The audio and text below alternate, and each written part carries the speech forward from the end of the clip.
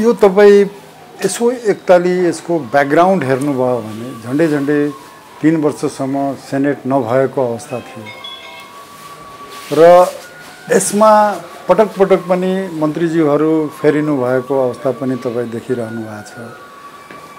अब यो सेनेटमा खास गरेर हाम्रो बजेटका कुराहरू थिए र योभन्दा पहिले तपाईँले हेर्नुभयो होला सेनेटमा पुरानै पालाका भवनहरू जुन निर्माण चलिरहेको थियो त्यो एजेन्डाहरू सेनेटबाट ल्याइएको थियो। त्यो पुरानैदेखि लिएर केही भवनहरू जो पुरानै म्यानेजमेन्टले यसलाई बनाउन थालिदियो बिना सेनेटको स्वीकृतिले गर्दा त्यस्ता एजेन्डाहरूलाई हामीले सेनेटमा ल्याएर एउटा यसलाई स्मुथ पारेर र यसलाई स्वीकृत गराएर अगाडि बढ्ने कुरामा खास गरेर यस्तै आर्थिक एजेन्डाहरू हामीसँग थियो। यस सम्बन्धमा बडा स्वादपूर्ण छलफल भयो। सबै सभासदहरूले आफ्नो कुरा राख्नुभयो। एउटा पोजिटिभ निर्णयहरू भएछ। यसलाई केही दिनमै हामीले यसलाई एउटा निष्कर्षमा पुगाउने जस्तो निर्णयहरू भएछ।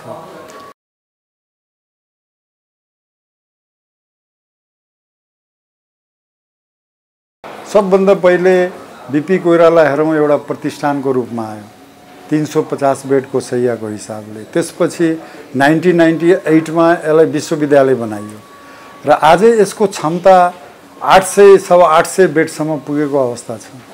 तैपनि जुन किसिमको एउटा हाम्रो देशमा हेर्नुहोस् एउटा काठमाडौँ युनिभर्सिटीको केयुको त्यहाँ प्रोफेसरहरू, म एउटा युनिभर्सिटीको प्रोफेसर हो।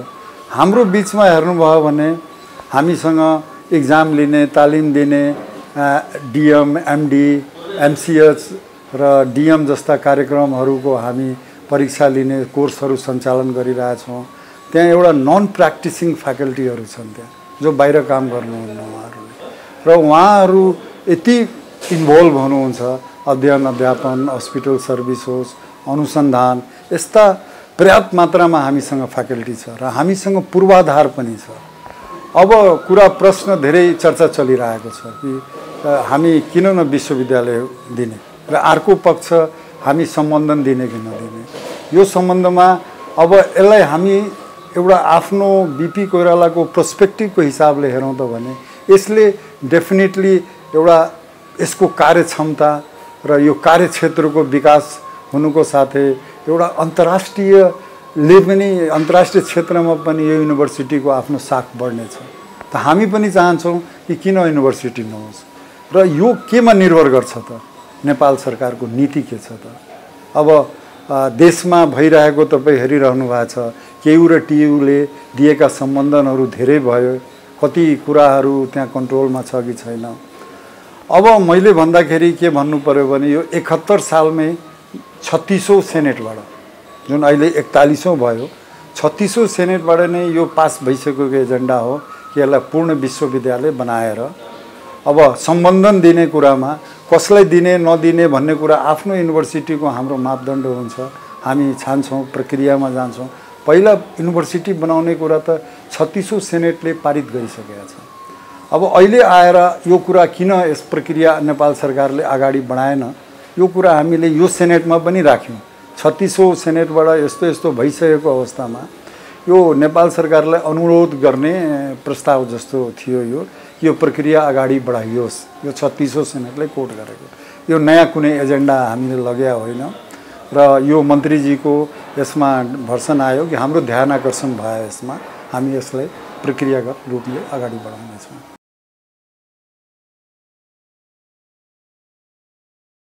अब बीपी के त्यसको परिवारकै चाहना भनौँ हामी, त्यहाँका प्रोफेसर, फ्याकल्टी, शिक्षक, मैले फाइदा पनि गिनाएँ तपाईँलाई। हामी एउटा सङ्कुचित भएर किन बस्ने जहाँ कि देशमा यत्रो ठुलो इन्फ्रास्ट्रक्चर छ र हामी कुनै पनि रूपले एकदम परिपक्व छौँ, वेल इक्विप्ड छौँ। चाहे त्यो एक्जामिनेसन सेक्सन होस्, चाहे हाम्रो एकाडेमिक काउन्सिल होस्, चाहे हाम्रो रिसर्च कमिटी होस्। अब रिसर्चकै क्षेत्रमा हामी नेपालमै उत्कृष्ट छौँ। हाम्रो रिसर्च कमिटी होस्, यत्रो ठुलो इन्फ्रास्ट्रक्चर भएर यो हामीले त डेफिनेटली पूर्ण विश्वविद्यालय हुनुपर्छ भने हाम्रो त पुरा धारणा छ र यो निर्णय पनि भइसकेको छ र हामी चाहन्छौँ पनि। र त्यसपछिका कुराहरू कसरी विश्वविद्यालय भइहाल्छ त। हाम्रो सेनेट भनेको बीपी कोइरालाको एउटा हाइएस्ट बडी हो त्यो हाईएस्ट बडीले मान्यता दियो एकदम। आज सब सभासदहरूले बडा पोजिटिभ धारणा राख्नुभयो, बडा सौहार्दपूर्ण वातावरणमा निर्णयहरू भए, एकदम कुनै विवादहरू आएन। अब यसमा हेर्दाखेरि तपाईँ यो विश्वविद्यालयको कुरा भन्नुहुन्छ, हाम्रो सेनेटले म्यान्डेट दिएकै छ पहिलेदेखि, अहिले पनि हामी ध्यान आकर्षण गरायौँ। त्यसपछि त हाम्रो ऐन संशोधनमा लाग्नु पर्यो नि, त्यो काम त नेपाल सरकारले गर्ने हो। हामी त चाहन्छौँ जति छिटो गरिदियोस्, त्यसपछि सम्बन्धनको फेज आउँछ। र यदि हामी दिन सक्ने अवस्थामा छ भने किन नदिने, यो कुरा उठेको पनि हो। नेपाल सरकारसँग सम्झौता पनि भयो कि एउटा विश्वविद्यालयले 5 वटासम्म दिन सक्ने हो। र हाम्रो मापदण्ड पुरा गर्नेलाई भोलि यदि हामी युनिभर्सिटी बन्छौँ भने हाम्रो मापदण्ड यदि कसैले पुरा गर्छ भने किन नदिने, सरकारलाई के घाटा छ। त्यसकारणले हामी चाहन्छौँ पूर्ण विश्वविद्यालय बनाउन। हाम्रो कार्यक्षेत्र, क्षमता, अन्तर्राष्ट्रिय रिकग्निसन, मूल्य मान्यता र हाम्रो फ्याकल्टीहरूको पनि म एउटा पूर्ण विश्वविद्यालयको प्रोफेसर हुँ भन्ने कुरा उहाँहरूमा पनि किन एउटा कम्प्लेक्स फिलिङ आओस् त। त्यो हामी बनेपछि फाइदाहरू हामीले हेरिरहेछौँ।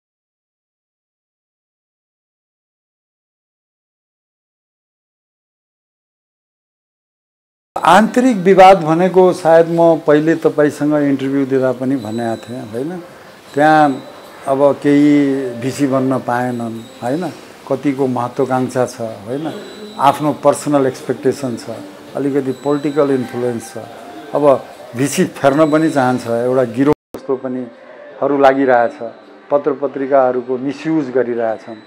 मैले पहिला पनि इन्टरभ्यू दिँदा तपाईँहरूलाई यो कुरा बताएको छु, कसरी डिस्टर्ब आयो। तर त्यहाँ हेर्ने हो भने हामीले धेरै विकासका कुराहरू गरेर सब समन्वय गरेर अगाडि बढिरहेछौँ। त्यहाँको आवश्यकता के हो त, त्यो म पटक पटक भन्छु कि आज हामीले सेनेटमा पनि पिक्चर सहित बिमारीको चाप भिड सबै देखायो। त्यो अस्पताल 350 देखि 800 सवा 800 पुगाउँदा पनि त्यो बिरामीलाई नपुग्ने ठाउँ भइसकेको छ। यहाँ एक्सपान्सन हुनु पर्यो, यो एक्सपान्सनकै कुराहरू हो। चाहे कार्डियोलोजी सेन्टर बन्नु पर्यो, चाहे अन्कोलोजी सेन्टर बन्नु पर्यो।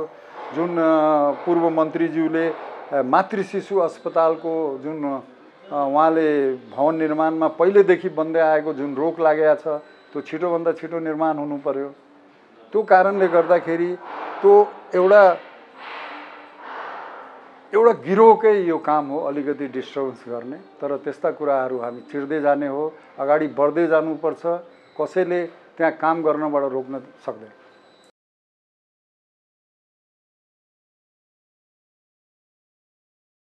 बिपी कोइरालामा किन धेरै बिमारी आउन चाहन्छ, यसले के पुष्टि गर्छ? 1 नम्बर 2 नम्बर प्रदेशबाट हामी राम्रो सेवा दिइरहेछौँ एन्ड दे वान्ट कि सबैलाई त्यहीँबाट सेवा चाहियो।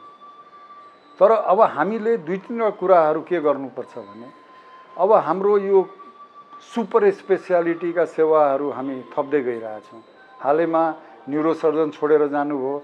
पहिला पनि भनेको थियो कि त्यहाँ डाक्टर एउटा बाहिर प्र्याक्टिस गर्ने नन प्र्याक्टिसिङ इन्स्टिट्युट भएकोले त्यो नन प्र्याक्टिसिङ इन्स्टिट्युटमा डाक्टर टिकाउन पनि गाह्रो छ। हाम्रो चुनौती के हो भने हामी एउटा जिरो रिफरल सेन्टर कसरी बन्ने त? एउटा स्पेसियालिटी सेवा मात्रै दिएर हुन्छ त? हामी आफ्नो यत्रो एरिया, यत्रो इन्फ्रास्ट्रक्चर लिएर बसेका छौँ।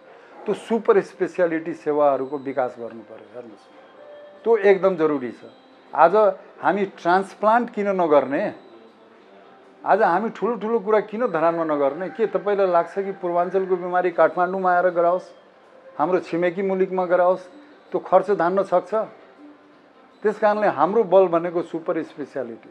र आज पनि मैले आफ्नो प्रतिवेदनमा पनि प्रस्तुत गरेँ कि यस्ता सेवामा सम्पूर्ण सरकार, नेपाल सरकारको ठुलो सहयोग चाहियो। हामी एउटा जिरो रिफरल सेन्टर बनौँ र जनतालाई जति सक्दो सेवा दिन सकौँ।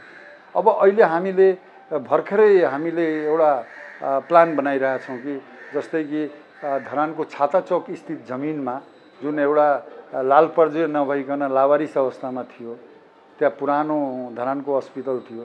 त्यो हस्पिटलको पुरानो हस्पिटल जग्गासहित 2.25 बिघा जति जमिन हाम्रो नाममा आएको छ।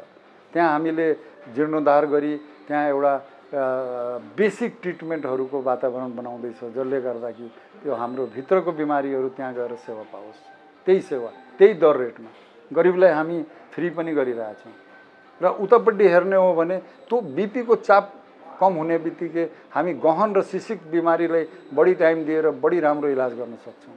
त्यसै गरी एउटा स्याटेलाइट सेन्टरको कुरा छ। अर्को एउटा district hospital concept, teaching district concept भन्छौँ। जसरी हामीले पूर्वाञ्चलको 8 जिल्लामा आफ्नो इन्टर्न डाक्टरहरूलाई पठाइरहेछौँ।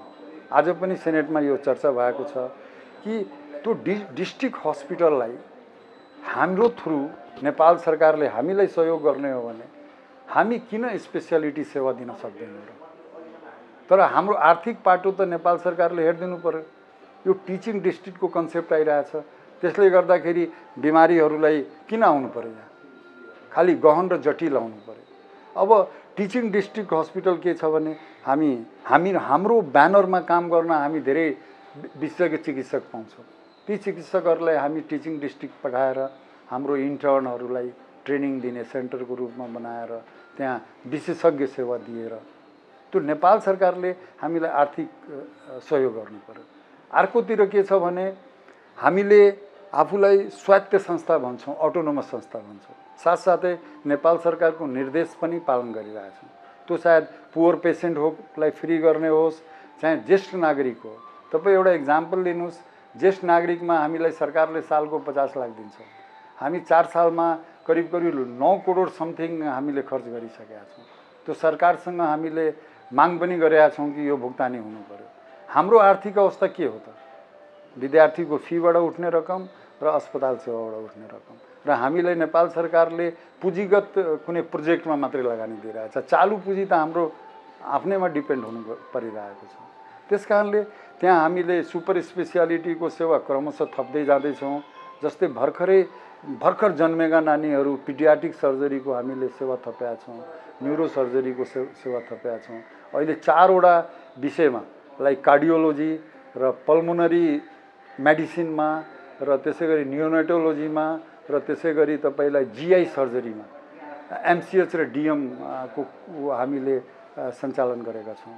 र यो सेवा बढाउँदै लानु पर्यो र निरन्तर नेपाल सरकारको सहयोग हुनु पर्यो। र हामी डेफिनेटली त्यो रिजनको 8 वटा डिस्ट्रिक्टलाई हामी सम्हाल्न सक्छौँ। त्यसमा हाम्रो इन्टर्नहरूको, हाम्रो विद्यार्थीहरूको ट्रेनिङ पनि हुन्छ हामीलाई, र त्यहाँ विशेषज्ञ सेवा दिन सक्नु पर्यो नेपाल सरकारले।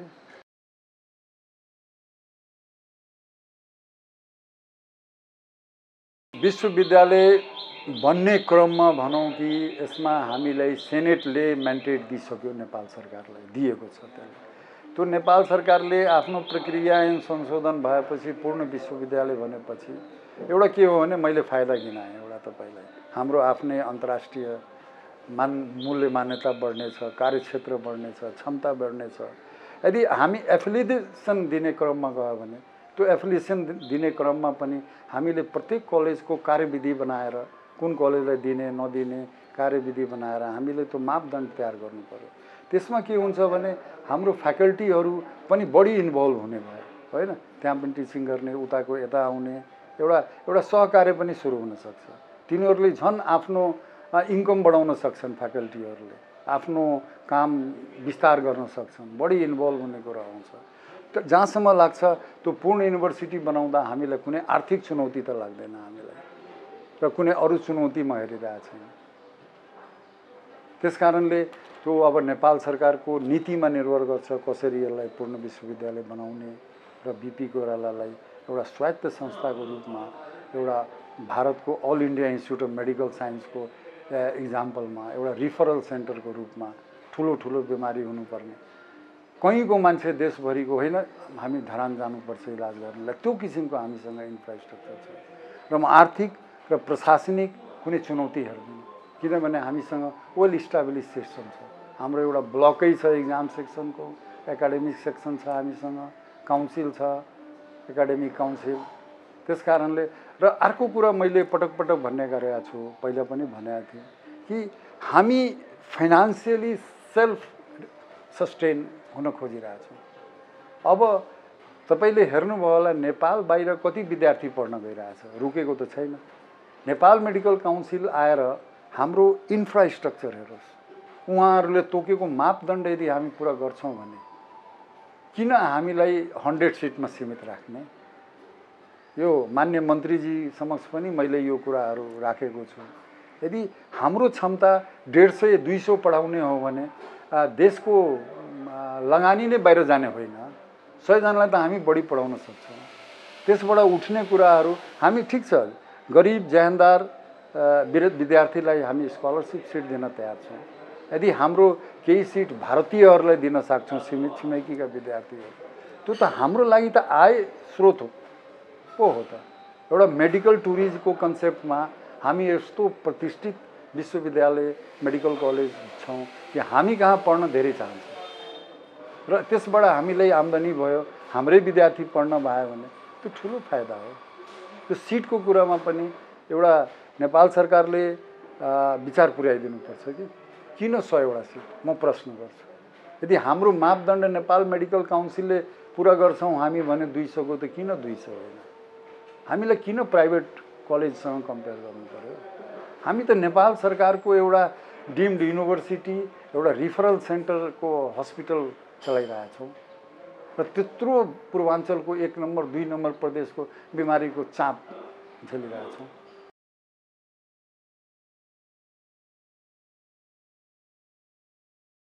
वेल, यस्ता कुराहरू मिडियामा आउनु एउटा म दुर्भाग्य मान्छु। म योभन्दा पहिले पनि उपकुलपतिको लागि मेरो नाम 1 नम्बरमा सिफारिस भएको तपाईँलाई थाहा होला। यो कुरा बाबुराम प्राइम मिनिस्टर हुँदाखेरि, अब त्यो बेला अर्कै भन्नुभयो भिसी, मलाई केही पनि लागेन।